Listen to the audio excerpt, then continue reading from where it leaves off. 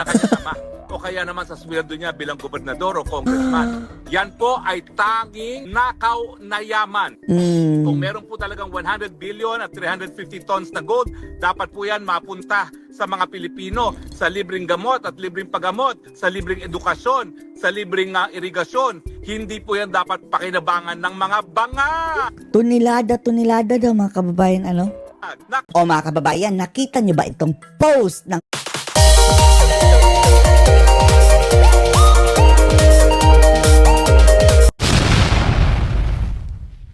periodiko na abogado?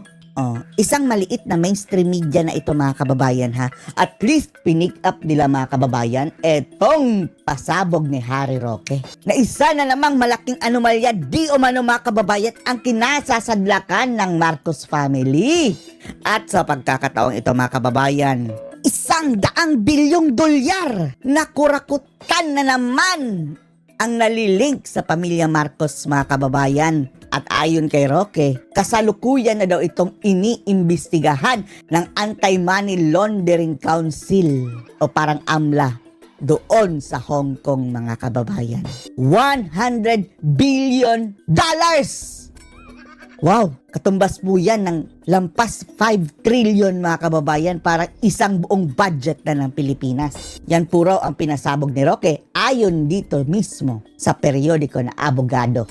Kaya hinanap natin ang video ni Roque mga kababayan at nakita natin, panoorin niyo po ha. Pero bago pa pala yan mga kababayan, tumugtong na pala tayo ng Mayo. Kaya ibabalik na po natin mga kababayan etong ating sinusuportahang party list mga kababayan na Ipanaw Sambayanan.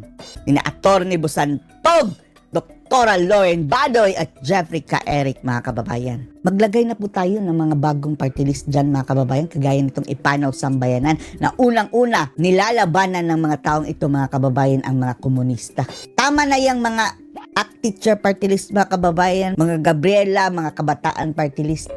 Ito ang dapat na pupunta dyan sa Kongreso mga kababayan. Kaya kailangan po natin silang ipasok dahil sila ang magsisilbing mata at tenga natin dyan sa Kongreso para sa bayan. Para sa bayan. Panoorin po natin si Roque ha. Nako po, napakalaking balita. Kung nagtataka kayo kung bakit biglang nawalan tayo ng 128 toneladang ginto sa ating National Reserves. Ang sabi binenta daw, di ba? Nasaan ang resibo nun? O kung binenta?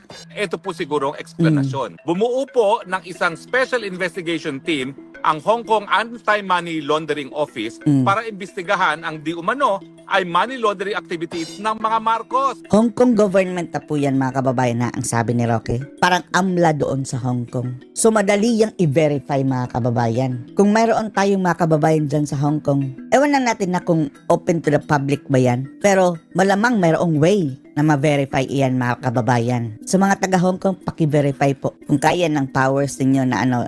Iba kasi ang pamahalaan doon mga kababayan. Ewan lang din natin kung pareho ba dito. Opo, ang pamilya ng junior na ayaw mag hair follicle test dahil maraming nagdududa na siya ay bangag. Marcos family mga kababayan ha, ibig sabihin kasama si Amy niyan. Marcos is Marcos naman eh. Ang sangayon po sa Hong Kong anti-money laundering, ito po ay may kinalaman doon sa mahigit $100 billion na $100 billion money laundering activities involving no less than 350 tons of gold deposits. Oh, aruch. Yung mga gold deposits pala. Di ba sinabi na rin ni Tatay Digong dati mga kababayan bago siya tinangay papuntang ICC? Ang unang ninakaw ni Marcos ay ang ating gold reserve. Sinabi yan ni Tatay Digong mga kababayan. Mantakin nyo yan. At itong mga aktibidades na ito ay nangyari between yung mga panahon na talunan ang Marcos Jr. pero I'm sure pinakikinabangan hanggang ngayon dahil nga hindi natin naintindihan kung ano nangyari dun sa 128 billion na biglang nawala sa Central Bank Reserves. Now, nagkaroon pala ng isang Taiwanese na whistleblower at ito po ay headline sa Taiwan. Mantakin nyo yan. Sa Taiwan! Mga Pilipino dyan sa Taiwan, paki-verify. Dahil ang Taiwan mga kababayan, sakop pa rin yan ng China although nagkakagulo sila. And then ang Hong Kong, sakop pa rin. Na naman ang Marcos family dahil headline po sa Taiwan nung nasimulan ang money laundering investigation laban kay Marcos Jr. Headlines pala. Ngayon, Maiiwasan ba niyang investigasyon dahil siya ay isang pinuno ng bayan? Hindi po. Kasi maski sa Pilipinas, meron siyang immunity sa prosecution. Pero hindi po yan immunity sa investigasyon. Ang hamon natin sa mga mainstream media natin, mga kababayan, bakit hindi ito nababalita? Although, mga kababayan, pinick up ito ng abogado, pero kinote nila si Roque Sasabihin naman nila, dahil yan si Roque, kritiko. Pero kung mayroon talagang investigation ang Hong Kong, mga kababayan, government AMLA ng Hong Kong dito sa Marcos family, madali lang yang i-verify ng mainstream media. Bakit hindi nyo binabalita? Yan ang sabi na nga natin, mga kababayan. Hindi man sila nag-fake news dahil sila na daw ang righteous, mga kababayan pero curtailing the news, mga kababayan, selective journalism. Binabalita lang nila ang umaayon sa kanilang propaganda at kung sino man lang ang kanilang pinoprotektahan. Kaya nga po nananawagan ako na kung ang mga dayuhan gaya ng Hong Kong at Taiwan ay nag-iimbesta sa money laundering, bakit hindi sa Pilipinas? Kinakailangan po ang ombudsman mag-imbestiga na rin. Dahil napakalaking halaga po ito. Hindi po pwedeng kinita yan sa sweldo ng isang presidente na kasama o kaya naman sa sweldo niya bilang gobernador o congressman. Yan po ay tanging nakaw na yaman. Kung meron po talagang 100 billion at 350 tons na gold, dapat po yan mapunta sa mga Pilipino sa libreng gamot at libreng paggamot, sa libreng edukasyon, sa libreng irigasyon. Hindi po yan dapat pakinabangan ng mga banga. Tunilada daw, mga kababayan, Nakakahiya kayo, mga bangag. International na naman ang inyong public money laundering, corruption, $100 billion. Mga magnanakaw, mga sweetik, mga kleptocrats. Grabe. Bakit hindi pa kayo pinaparusahan ng Panginoon? Tapos si Tambalustos, headlines din sa international, mga kababayan, nung bribery. And then, wala ring sinasabi ang media dito sa Pilipinas. Yan dapat ang isang mga kababayan dito sa mainstream media, di ba? Binabanata nila si Banat Bay. Nagsabi, maghanap ka ng ebidensya, magbigay ka ng ebidensya. Eto na ebidensya, bakit kinokortail ng mainstream media ang ganitong mga klaseng balita? Pinakamataas ang pagkagutom mula nung COVID. 52% ng ating mga mamamayan gutom, and yet 100 billion ang inyong ninakaw. Magkano kabubuang ninakaw nyo, mga magnanakaw ng mga Marcoses? Kasama ka na dyan, Marcos Jr. Grabe. Kahiyakan, kakapal na mga mukha ninyo. Pero kayo po ay talagang nakakahiya. Yan po ay headline sa Taiwan. Headlines pala sa Taiwan. Headline ngayon sa Hong Kong. At sa Hong Kong! Fact checkers, sige. files, sasabihin nyo, fake news ba ito? Totoo bang nagka-headline sa Hong Kong at Taiwan?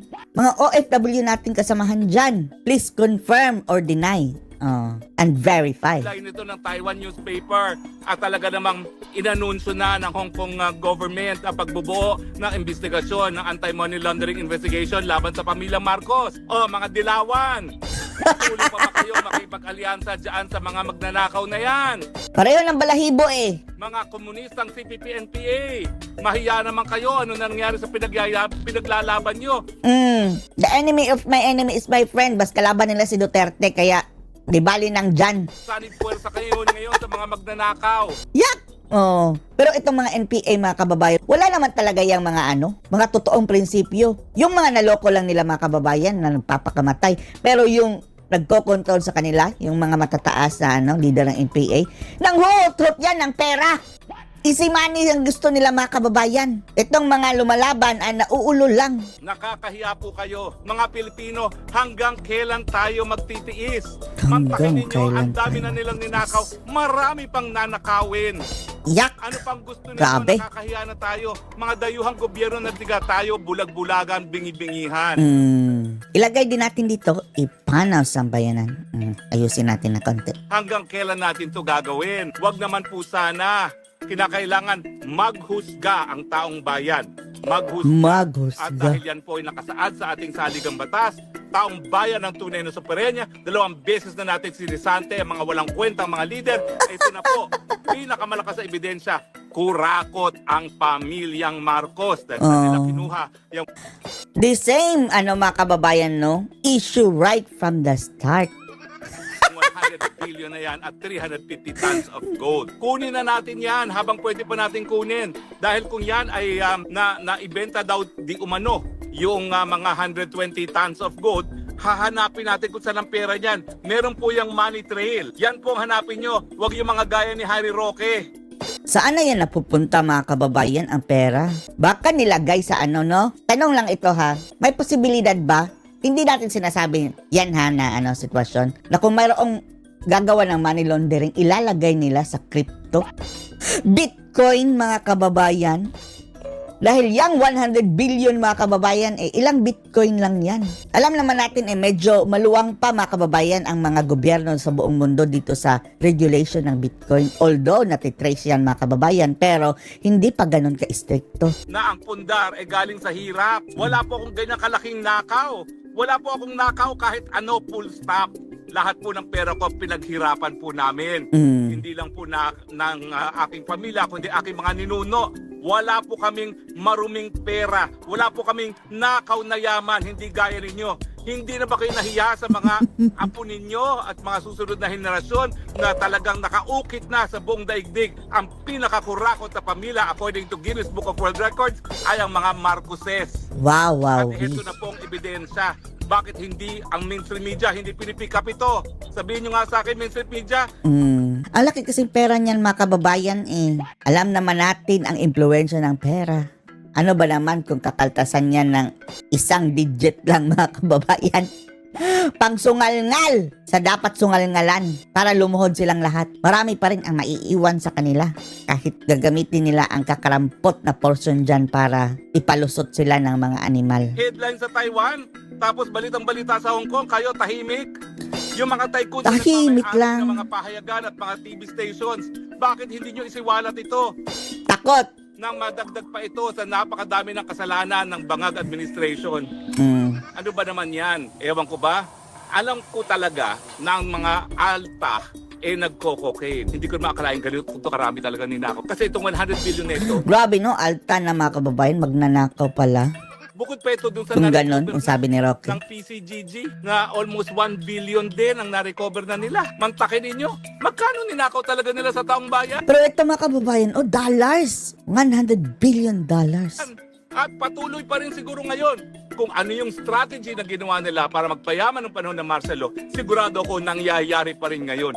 Kasi nga, nasa dugo pala ang pagiging magnanakaw at mga klepto.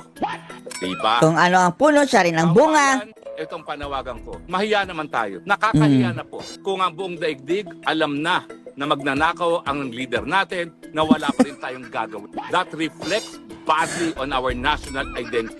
Nagbubulag-bulagan, nagbibibihihan sa magnanakaw na presidente. Maghusga po tayo. Hindi po to krimen. Hindi po to incitement to sedition. Paano yan? Ang layo pa ng 2028. Kaya pa natin magtiis mga kababayan? Wala tayong choice. Wala tayong choice kundi mag-antay ng Ang people power 2028. po, nakasaad yan sa saligang batas. Hayaan na lang natin sila manawagan mga kababayan na. Pero tayo, tiktom ang bibig natin dyan dahil nakaan dyan ang mga mga kababayan. Makabatulad tayo kay Rocky na andun.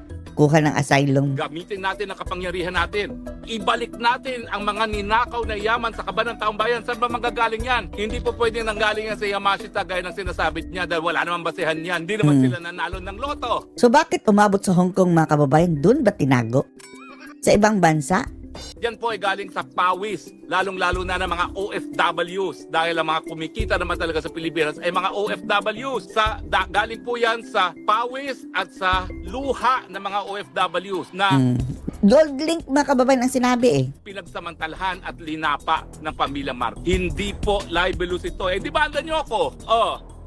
Sige. Matidemanda nyo ba ako? Nanggaling yan sa opisyal na binuong investigation na Sa Hong Kong. ng Hong Kong government. Siguro ang idemanda nila mga kababayan ang Hong Kong government. Binalita lang ni Roque At galing po yan sa isang whistleblower na Taiwanese. Sana nga isiwalat na Yun ang idemanda. mas detalyado. Yung China Morning Post. China Morning Post. Sinasabi ninyo laban kay Duterte, bakit hindi nyo isulat ngayon to? Tungkol sa Oo. Dilawan pala yung China Morning Post mga kababayan. Akala natin kakampi ni Duterte ang China tapos ito China Morning Post. Dilawan. investigasyon na nanggaganap ngayon sa Hong Kong. Diba? Huwag naman obvious ang mga pinapanigan ninyo. Ito po malaking balita. Bakit hindi lumalabas sa Pilipinas? Bakit? Diba po? Ulit po ang panawagan ko. Alam na naman natin, klepto ang mga Marcoses. Grabe. Ang tanong, hanggang kailan tayo mananahi? Dapat maibalik yan sa taong bayan. Mapuntay ang perang yan sa libreng tanghalian ng mga nagugutom na kabataan. Libre.